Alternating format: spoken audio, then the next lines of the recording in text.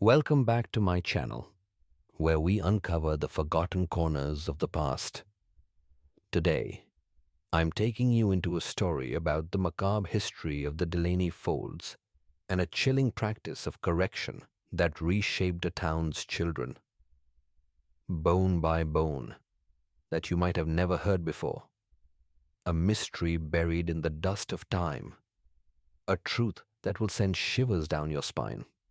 But before we embark on this journey, take a moment to let me know where are you listening to this story from. That helps me understand how far these secrets have traveled. And if this story truly captivates you, if it makes you ponder, don't hesitate to give me a like and subscribe to the channel to keep me going. Together, we'll explore the darkest pages of history, and you won't want to miss a thing.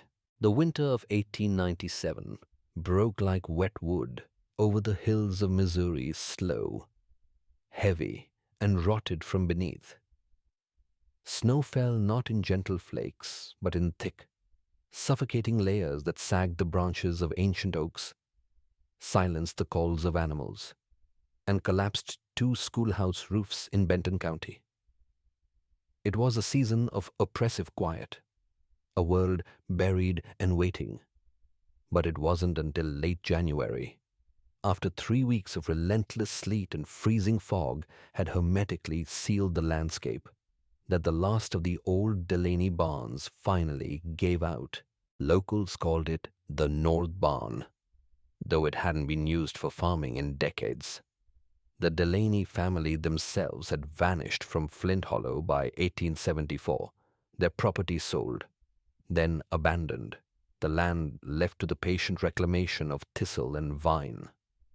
The structure remained, slumped against a ridge where the hillside had been carved into a long, unnatural shelf, a scar on the land no one quite remembered the reason for. On the morning of January 28th, at approximately 4:30 m.m., a portion of the roof surrendered to the immense weight.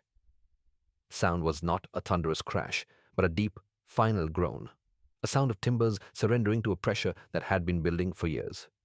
It was a sound that broke open the earth. The first person to see the breach was Miriam Gemkech, a widow whose small homestead bordered the old Delaney property. She was walking the perimeter after the thaw began, checking the runoff, her breath pluming in the frigid air.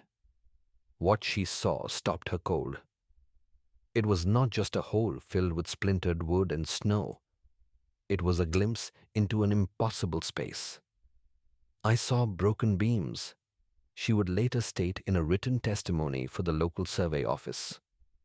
Then air, a blackness under the floor, but the edges were too clean, like the wood had peeled open instead of split.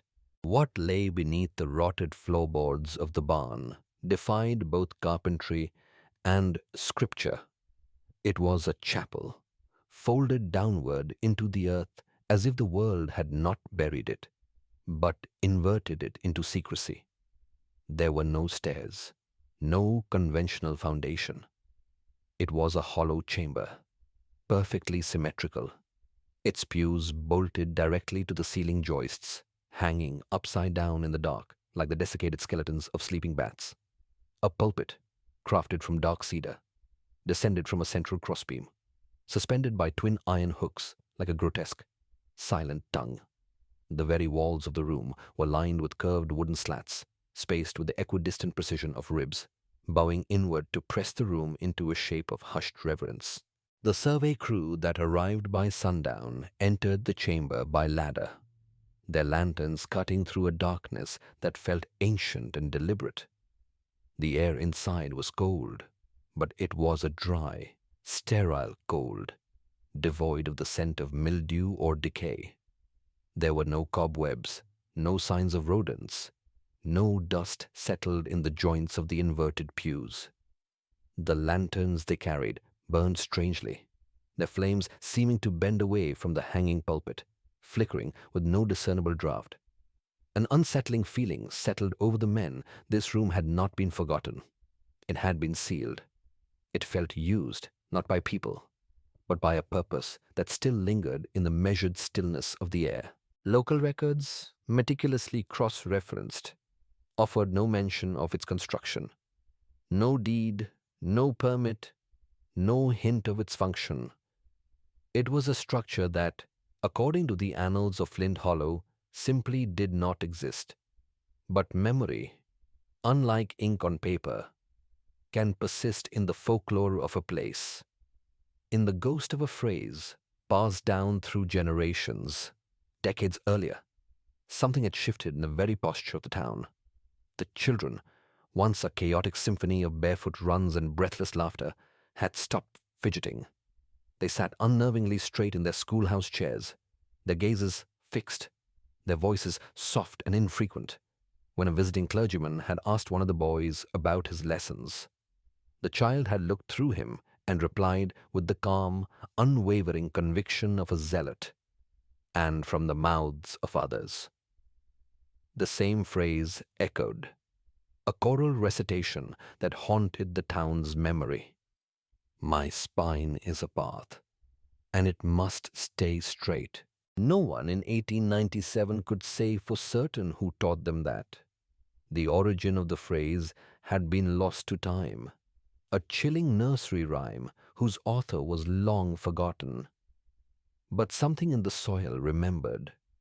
To understand what lay buried in that inverted sanctum, to decipher the terrible logic of a downward-facing faith, we must travel back nearly 60 years, to a time when the path into Flint Hollow was little more than a wound on the land, and a desperate plea was about to be sent into the unforgiving wilderness.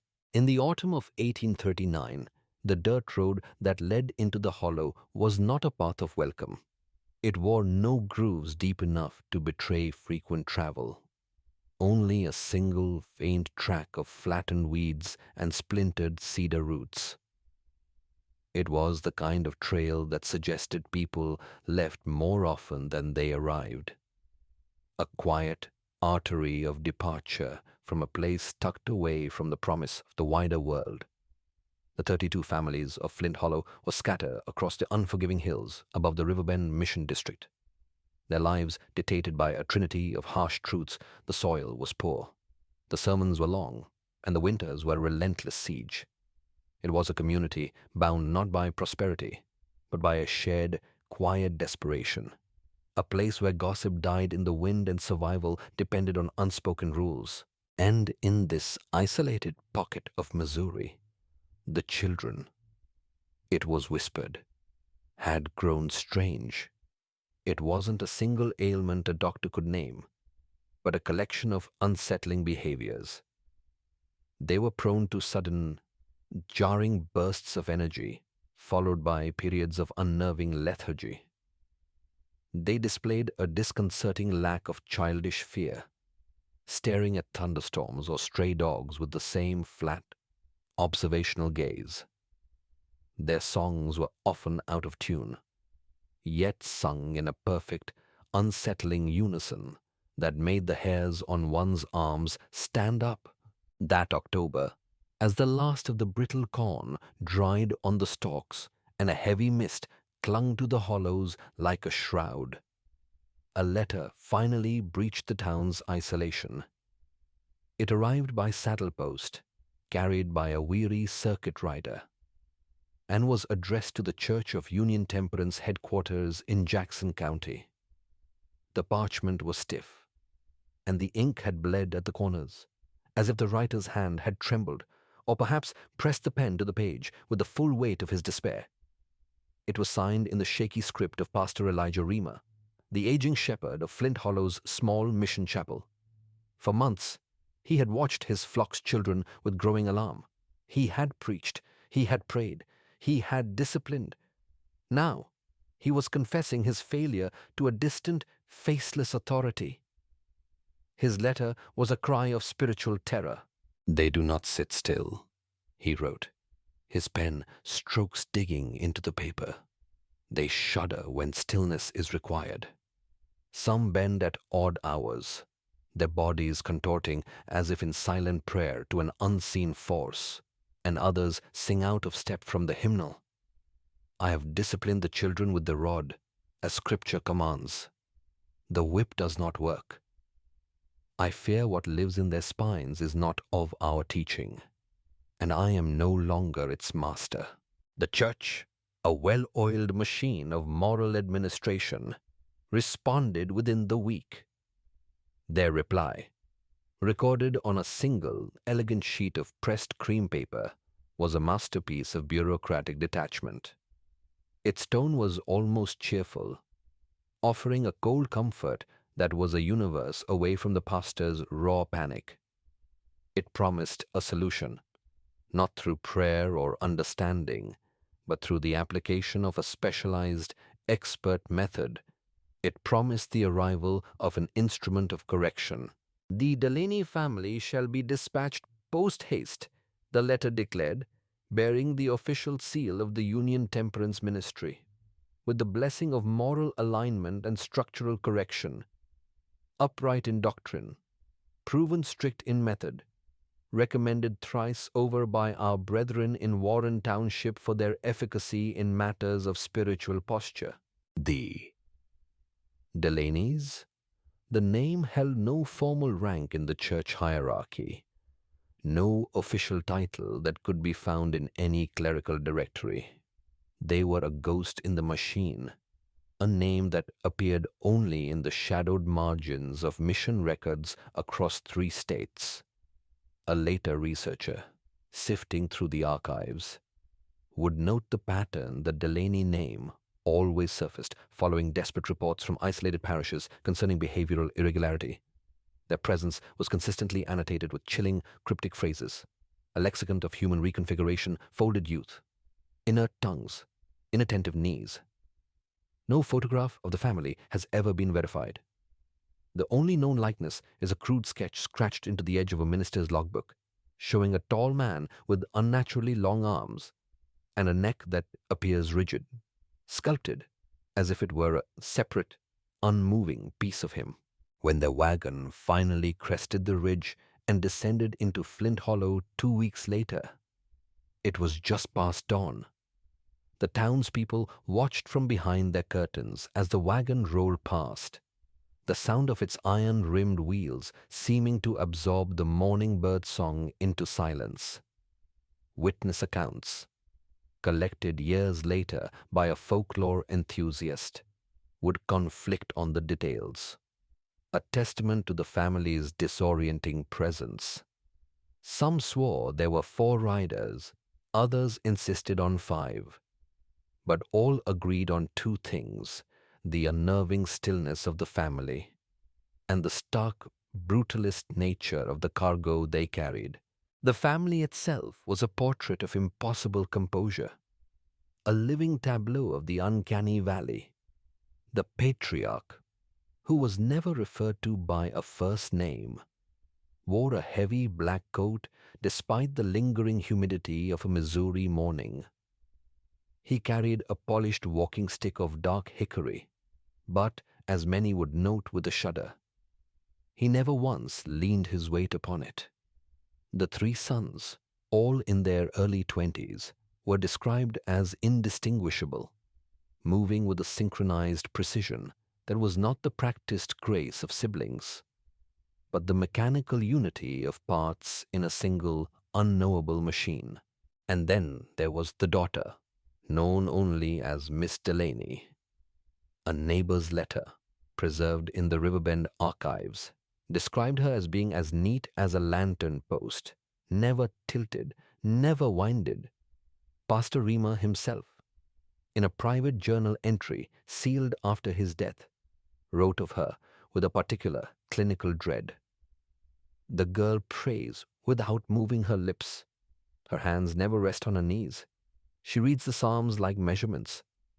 And when she enters a room, the babies turn their heads away, as if knowing what's to come. The children of the town, with the sharp, primal intuition of the young, whispered a simpler, more terrifying observation: she never blinked when the school bell rang. The family's possessions were as stark and anonymous as they were. No personal effects were visible. No names or scripture adorned their belongings. Strapped tightly to the back of the wagon were three tall, narrow trunks bound with heavy iron loops. Stamped onto the raw wood in plain black lettering was a single authoritative word. It was a word that held no promise of salvation, only of process. It was a word that would come to define the town's future, a brand that would be seared into its very soul. Correctional. The Delaney wagon did not stop in the center of town. It did not pause before the chapel or the general store. It bypassed the quiet curiosity of the townspeople, its wheels rolling with unnerving purpose toward the edge of the woods, to a sloped acre of land where the schoolhouse grounds met the chapel's property. This was a place held in a kind of gentle reverence, a grassy clearing that had once been reserved for the sacred rite of spring baptisms, where souls were meant to be cleansed in the cold, clear water of the creek. It was a place of spiritual rebirth. And it was here that the Delaneys began their work. Within 3 days, the site was transformed, the ground was leveled, the baptismal font filled in, and a structure began to rise long, windowless, and starkly functional, more like a barn or a workshop than any building belonging to the church. It was built with a chilling efficiency, the 4 Delaney men working in a silent, synchronized rhythm that seemed to defy the need for spoken instruction.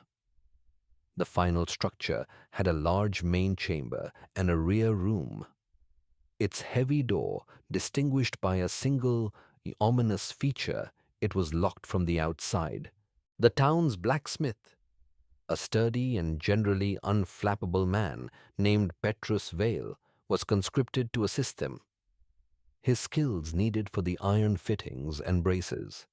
His brief journal entries, now preserved in the brittle archives of the Riverbend district, provide the first and only first-hand account of what lay within those mysterious crates. On the second day of construction, driven by a simple, friendly curiosity, Vale asked one of the Delaney sons what the heavy trunks held. The young man paused, his hammer held midair, and turned to Vale. His eyes, Vale would write, were placid, his voice even, as if reciting from a manual. "Frames for the crooked," he said, "oil for the willing, and ropes to hold what trembles." Vale, taken aback by the clinical strangeness of the reply, tried to laugh it off. "I only meant it friendly," he stammered. The Delaney son didn't answer. He simply gave a slight nod toward a stack of freshly cut planks and asked for 6-inch nails. The conversation was over. Vale's journal continues for only 2 more pages, his entries growing sparse, his handwriting less steady. The final entry, dated October 29th, 1839, is a chilling testament to the encroaching influence of the place he had helped build. "Don't remember what we built," he wrote. "My back hurts. Every time I sit straight, I feel watched." He sold his smithy and left Flint Hollow the following spring. By November, with the first frosts clinging to the hills, the Delaneys began to host what they called quiet hours, held 3 times a week in the barn behind their home. Parents were invited to observe the new methods of moral instruction, though most, with a sense of unease they could not articulate, declined. Those few who did attend later recalled 2 pervasive sensory details: the cloying, metallic scent of heated oil and the constant, low creak of wood stretching against metal pins, a sound like a ship groaning under immense invisible pressure. A surviving page from a hand-copied community newsletter, its pencil markings faded but legible, described the scene with a chilling lack of judgment. Children sat in frames. The anonymous author wrote, not tied, but enclosed. Upright posture was reinforced by straps across the clavicle and lower back. One child, a boy named Samuel, began to shake. He was removed from the room. He returned 2 days later. Calm, posture perfect, No tears, no voice. One visitor claimed to hear low, resonant singing during a session, though he swore none of the children's mouths were moving. It was a hum, he said, that seemed to come from the very walls of the room. And then the town simply adjusted. The human capacity to normalize the unthinkable is a powerful force, especially in a community starved for order. By the deep winter of 1840, the word alignment had entered the local vernacular, not as a term of punishment, but as one of aspiration.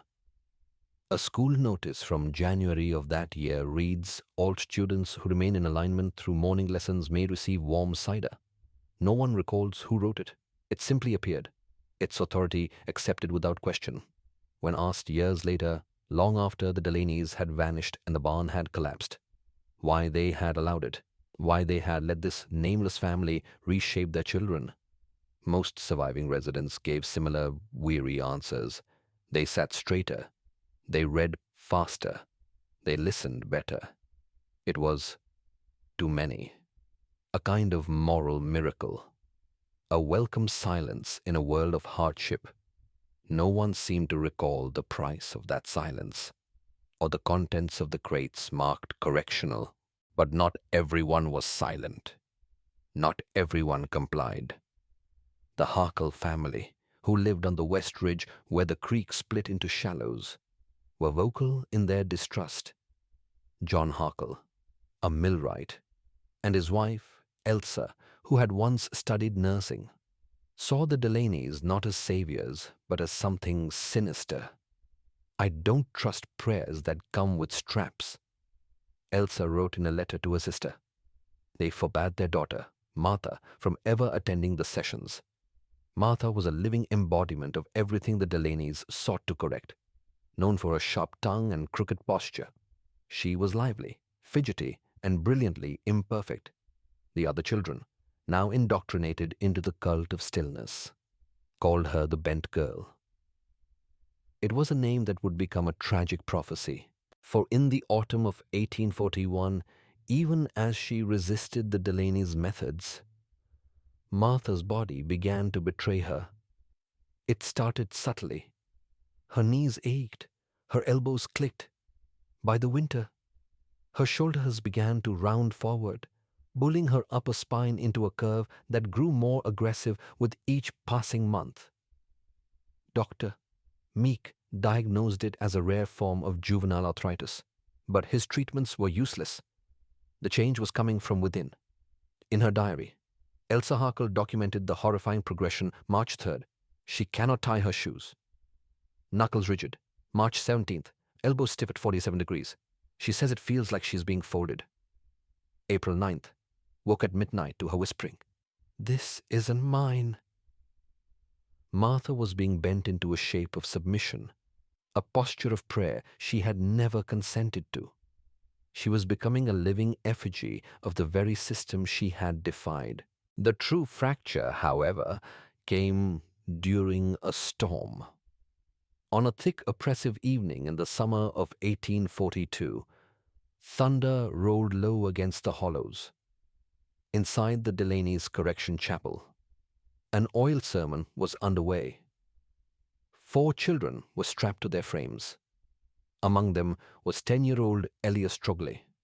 His mother had resisted the alignment system for years, but the social cost of exclusion had become too great. According to a recovered journal fragment attributed to Miss Delaney, Elias showed poor posture memory and visible trembling.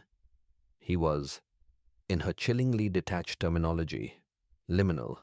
At 8:14 p.m., the lanterns inside the barn flickered as lightning split the sky. 2 minutes later, with the sound of splintering wood that was heard even over the growing storm, Elias' struggle broke the restraints of his frame. He did not cry out. He did not scream.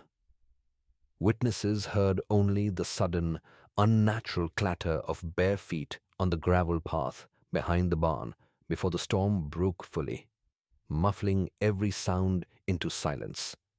The Delaneys did not pursue. Arlen Delaney intercepted Elias's frantic mother at the door, blocking her path. He looked at her calmly as the rain drove down and said, "The child has entered reflection." It was nearly midnight when the small search party found him. He was standing at the edge of a shallow ravine a half-mile north of the chapel, soaked to the bone, his feet split and bleeding. He did not turn when they called his name. Even when his mother wrapped a shawl around his shoulders, he remained rigid, his body angled away from them, his posture unnervingly erect. It was only when they got closer, their lanterns casting a flickering, hellish light, that they saw the true horror. His head was turned backwards grotesquely, not in the violent dislocation of a fall, but with a quiet, deliberate precision.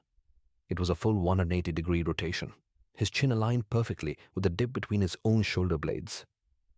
His eyes were wide open. His mouth opened and closed in time with his breathing. But at first, no words came out. Then, a quiet murmur. A phrase repeated over and over like a broken record. A message from the other side of sanity. "They told me to turn toward him," he whispered, his voice a ghost in the storm. "But I saw her instead." The story of Elias Trogoli found in the rain-soaked woods, his body intact but his neck twisted into an impossible orientation, did not become a public scandal. In the isolated, fearful world of Flint Hollow, it became something far more potent, a ghost story whispered into reality. His family vanished from the census records, spirited away from the hollow before their son's affliction could be further scrutinized. But the incident, as quiet as its aftermath was, sent a tremor through the system. It was no longer just about unruly children. It was about broken bodies and fractured minds. This shift demanded documentation. It demanded a record. And so, in the spring of 1845, a young volunteer from the Riverbend Mission named Samuel Pritchard was dispatched to the Delaney homestead on what was, by all official accounts, a routine assignment. His task was simple: retrieve copies of the Sabbath Register for the Union Temperance Census auditors. He was an emissary of bureaucracy, armed with a tin ledger case and a bottle of fresh ink, sent to impose order on the chaos. The walk from the chapel to the Delaney property was just under 20 minutes. But Pritchard would later recount to his sister that the path seemed shorter that morning and far quieter. The birds were silent. The air was still. The Delaney house itself stood pale and clean on the hill, a monument to sterile order. There was no laundry on the line, no scuffed shoes by the door, no sign that life, in all its messy, unpredictable glory, stirred within its walls. He was met at the door by Miss Delaney. She did not speak, offered no greeting, only a slight, formal nod before gesturing him toward a study. There, stacked with unnerving precision along the south wall, were 5 identical ledgers, cloth-bound and cream-colored. She instructed him to take the book labeled S. He did as he was told, but as he turned to leave, something else caught his eye. A 6th volume, not shelved with the others, but left open on a side table by the window. Its pages were yellowed, but as Pritchard would later state in a frantic report to Pastor Reamer, it was not the yellowing of age, but the faint, oily tint of pages handled too precisely, too often. This was the alternated ledger. This was the true record. What he saw in those pages did not resemble church bookkeeping. It was the meticulous, cold-hearted data of an experiment. Names were listed, yes, but the columns beside them were not labeled present or absent. They were labeled deviation, quiet, and response time. Some entries bore simple check marks. Others were marked with a faint, downward-pointing arrow drawn in a stock, red wax pencil. The handwriting was exact, angular. the spacing between lines measured with an inhuman consistency. But most disturbingly, some entries were not names at all. Across 3 separate pages, Pritchard found only diagrams, crude anatomical sketches of the human spine, each drawn in pencil but pressed so deep into the paper they had left an impression on the other side, as if etched with the full weight of the author's conviction.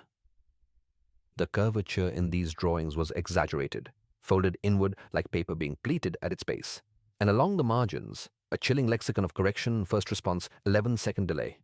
Partial correction noted after silence. Lower vertebrae remain suspect. Initiate frame adjustment after next hymn. No names, no faces, only torsos, angles, and ratios. Children rendered into posture. When Pritchard, his voice trembling, asked Miss Delaney what the book was, she gently closed the volume, placing her hand flat on its cover as if to soothe the living thing. "These are the children in transit," she said, her voice soft and even, between crooked and saved. She offered no further explanation. She did not need to. Pritchard left shortly after, the official Sabbath ledger in his hand, his mind reeling. He delivered it to the chapel, pale and uncertain, and then requested, without giving a reason, to never be assigned to the Delaney house again. He moved to St. Louis 2 months later. Pastor Reamer, armed with Pritchard's terrifying account, confronted Arlen Delaney the following Sunday. Their exchange, scribbled on a torn hymnal page, survives as one of the few documented confrontations between the church and the family. Reamer's handwriting is frantic. The ink bled. "I asked what the book was," he wrote. "He said it was their private ledger, a corrective aid. I asked why the names did not match our census rolls. He said the hollow is not always complete in its records. I asked who drew the diagrams." Here, Reamer's script becomes nearly illegible, the pressure of the pen almost tearing the paper. He recorded Arlen's reply verbatim, a confession of such profound metaphysical horror that it redefined the nature of their work entirely. Arlen had looked at him, his gaze as calm and steady as ever, and said, "They were not drawn, they were transcribed." Reamer, confused, asked from where. Arlen paused, then delivered the final, bone-chilling revelation. "From the bones themselves. They carry record better than ink." The word bones is underlined twice. The incident with the ledger was quietly buried by the Union Temperance Assembly, but the system of control in Flint Hollow was now facing scrutiny from the outside world, however inept. In the spring of 1850, a circuit court clerk from Jackson County named Bennett C. Lowe arrived in town. He was a man of procedure and law, sent to conduct a routine audit of the Riverbend Mission Chapel for doctrinal compliance. He expected to find dusty record books and minor tithing discrepancies. He found instead a single object resting on the pulpit, an object that served as the Delaney's ultimate, unspoken confession. It was a hymnal. According to his final field entry, written in a cursive so rigid it nearly tore the page, Lowe described the object with a mixture of disbelief and horror. At first glance, it appeared normal, but when he opened it, the spine resisted, stiff and unyielding. Inside, every page, every verse, every measure of sacred music had been folded. It was not damage, it was design. The pages had been manipulated by hand with an incredible surgical precision into elaborate geometries, triangles, pleats, fan shapes, and curved spirals that overlapped like the segments of a spine. Scripture had been transformed into a manual of physical instruction. Psalm 23, he noted, appeared to require a spiraled unfurling to be read. Psalm 7 had to be folded backward, line by line, before it collapsed into itself. He tried to smooth one corner with his fingers. The page snapped back like a tightened wire. In the margins, faint symbols and grid notations had replaced musical notes. And in the centerfold, where a song of praise should have been, there was only a hand-drawn circle with 6 short lines radiating outward. Beneath it, a single sentence written in tiny, deliberate script, the core tenet of the Delaney's terrible faith. The child must fold before it can echo. Lo! Understanding he had stumbled upon something far more sinister than doctrinal drift. Took the hymnal. He wrapped it in canvas, marked it as evidence, and left for Lexington the next morning to submit it to the district courthouse. He never arrived. 2 days later, his body was found on the edge of a wagon road, his neck broken. His death was officially ruled an accident, his horse likely spooked in a downpour. But his satchels, when recovered, were missing one item. The folded hymnal was gone. The only trace that remained was a single scrap of torn paper tucked into his journal, likely from the hymnal itself. It contained a partial line of verse. "Yeah, though I walk," and then it stopped. The rest had been folded backwards so deeply and so many times that the paper's fibers had fractured. A century later, when preservationists attempted to unfold it under a microscope, it simply crumbled to dust. The system had silenced its investigator and erased its own confession. With the threat of outside intervention gone, the full weight of the Delaney's philosophy descended upon Flint Hollow. The town's surrender was now absolute. The repercussions were not legal, but social and spiritual. And they were terrifying. The schoolyard, once a noisy arena of childhood games, had gone soundless during recess. A state education inspector, in a deeply unsettling report from 1844, noted that the children stood in loose, geometric groups, their eyes trained on a distant point no adult could see. He documented an even more alarming phenomenon: the students' coordinated blinking. In 4 separate intervals over 90 minutes, he wrote, his disbelief palpable on the page. All pupils blinked at once, never asynchronously. I asked one boy why he stared so intently at the blackboard. He replied, "Because I am not done being filled." The inspector's final note in the margin of his report simply reads, "This is not schooling. This is a rehearsal." In this town of silent, synchronized children, the final, heartbreaking act of defiance played out. Martha Harkle, the bent girl who had resisted the frames, succumbed to the mysterious affliction that had racked her body. She died on June 2nd, 1852. The coroner's report, signed with the clean, authoritative signature of Arlen Delaney, listed the cause of death as structurally contorted with no evidence of trauma. Her father, the millwright, had to build her casket smaller than her height would have suggested. It had to be. Her form, locked into a permanent, prayer-like curve, could not be laid flat. 2 weeks after the burial, the Harkles left Flint Hollow. They abandoned their home and their land, taking only what they could carry, and disappeared west. Their departure a final, silent scream of grief and protest. The house was looted within the month. The only item left untouched was a small but wooden child's chair by the hearth. Carved into its backrest, long before Martha's illness, was a single line drawing 2 hands pressed together, fingers straight. No face, only posture. Years later, during a restoration of the old schoolhouse, workers found a faint inscription behind the blackboard, written in a child's hand. Barely legible, I bent because I wasn't theirs. The handwriting matched an old spelling book that had once belonged to Martha. It was her final, heartbreaking testimony. A whisper of defiance against a system that had crushed her from the inside out.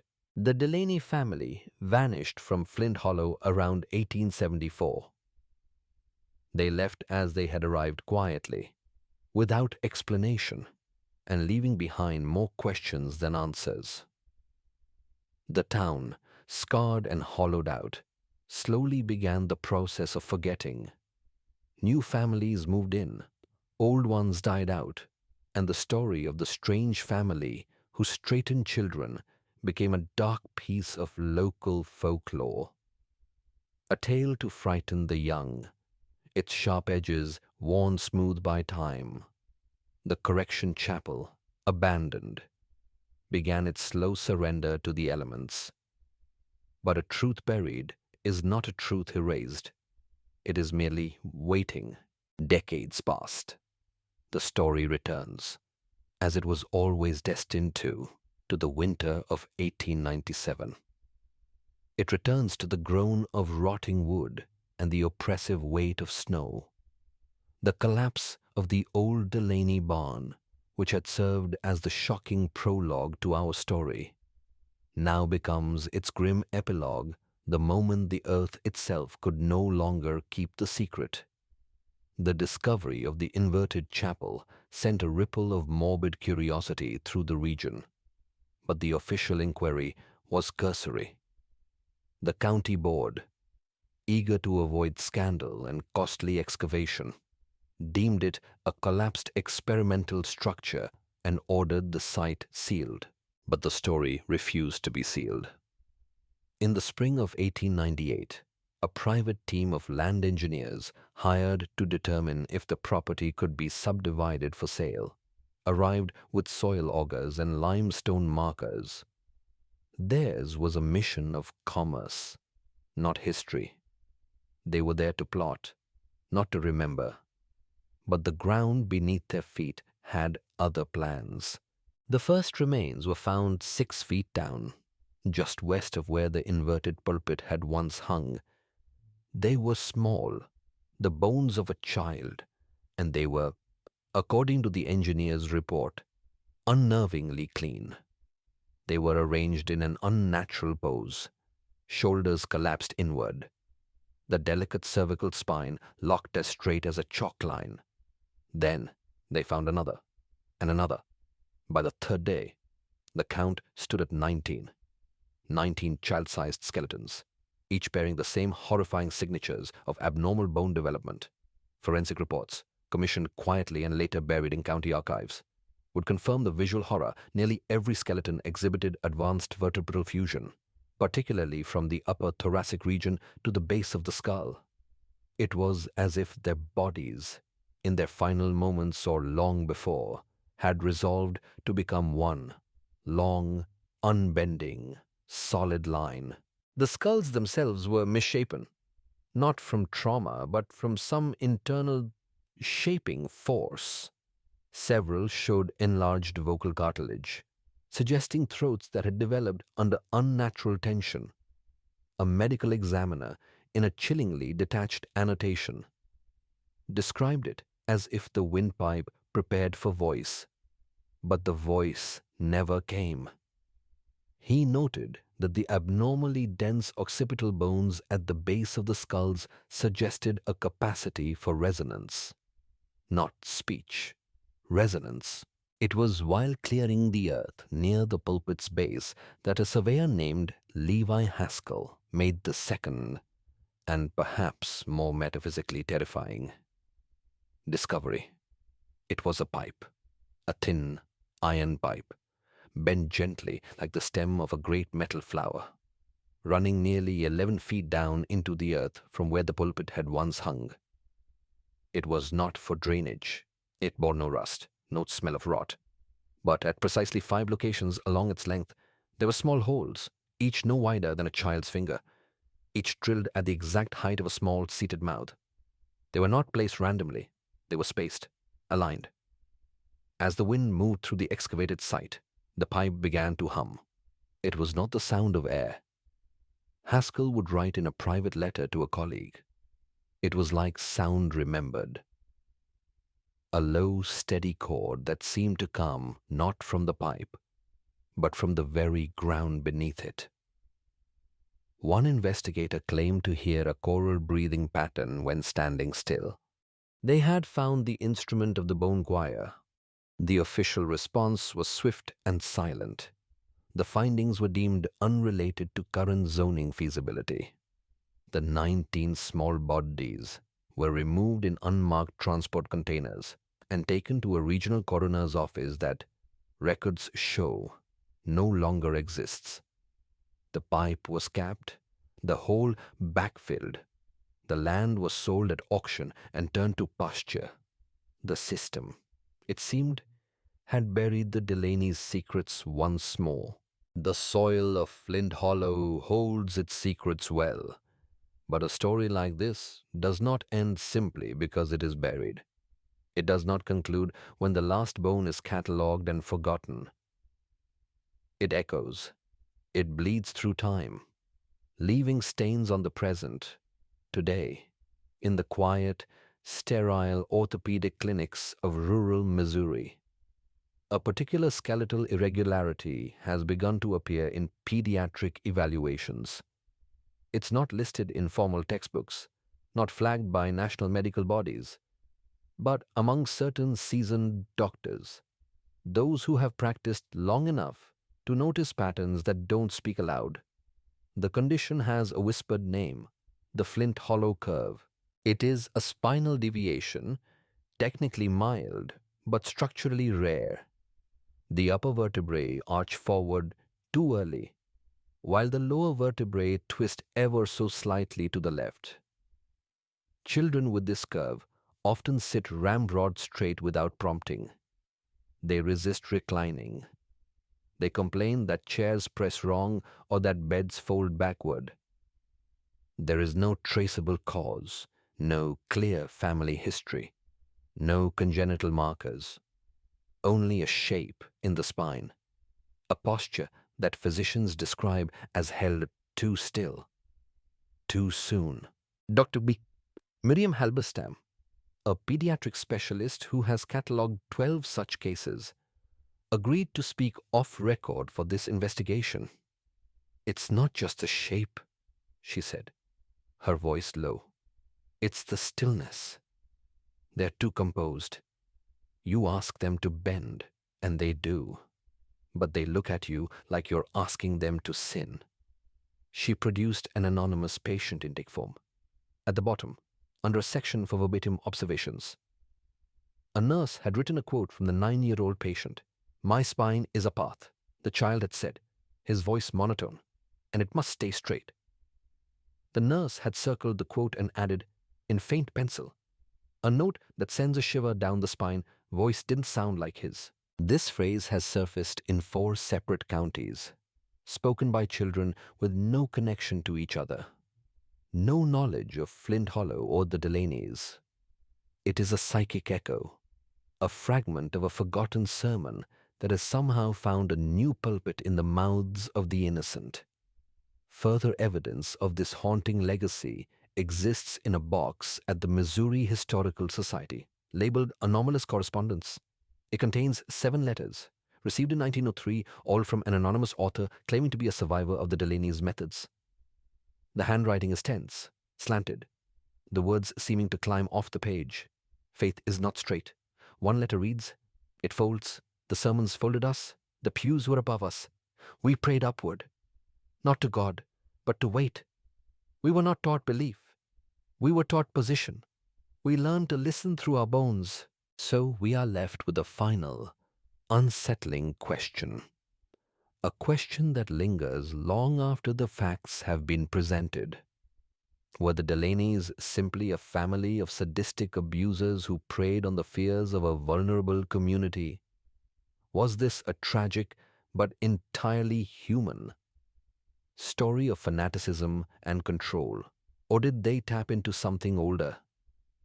A terrifying principle of order that demands absolute submission, and in doing so, unleash a sermon that no longer needs a preacher. The story of the Delaneys begins, as so many American records do, with a missing name, The Riverbend public birth ledger for August 1838 contains a single stark entry, a newborn male, surname Delaney. No parents are listed, no midwife's signature, just a name, inked with a certainty that suggests a legacy without an origin. A child who enters the system and then disappears into history, leaving only a method behind. Their method was posture. Their gospel was stillness. Their sacrament was the eradication of the crooked, unpredictable, and beautifully flawed nature of being human. The crime is over. The barn is gone. The bones have been buried again. Their stories silenced by dirt and bureaucracy. But the sermon remains. It echoes in the curve of a child's spine. It waits in the unnerving stillness of a quiet room. And it leaves us to wonder how straight must a path be before it breaks the soul that walks it.